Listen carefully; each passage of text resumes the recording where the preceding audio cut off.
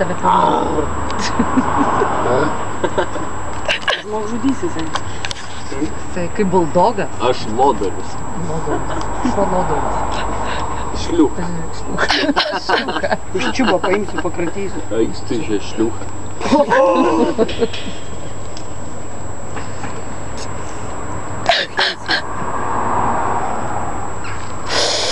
Kaip susisukęs. Tu pagalvoji, kai tu rytoj žiūrėsi šitą. Šiandien, kai buvo mamulės gimtadienis, turi visą butą sutvarkyti. Jo. Kaip pavyzdingas usūrinis šunelis. Agir tu, eik nahui. Čiulp kalachui. Čiulp šitą. Važiai būli kiaušis. Čiulp šitą išlošiu. Suspausdinau kiaušinius tau. Čia kaip vienas pasakė, gavo į snukį airis. Ir taip galvoja prikolas, žiūri, taip mergas sako, aš kai tave žiūriu, mane kiaušiniai susitraukia. Taip visą snukį gavo.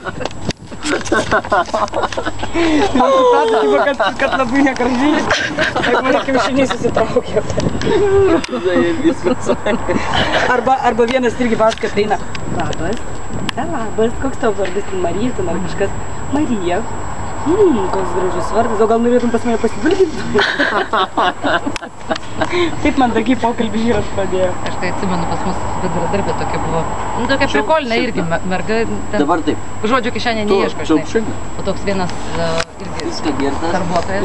Baisiai ją įsimylėjo. Prašau nepotkinti.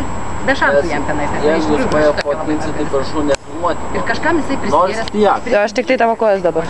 Ne, kartu jie dingo tą vakarą namo, žinai, kažkokia vakarėlė kažkoks, kartu jie dingo, žinai. Nu, tuo pačiu metu, ne kartu, žinai. Ir jisai prisigyrė, žinai, kad jisai pas jie išvažiavo. Tą dieną nesužinome, kad jisai čia prisigyrė, žinai.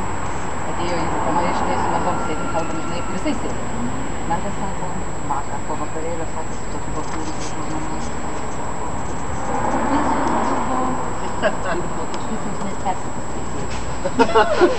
Sako, bet po tokio pusės nespėsi.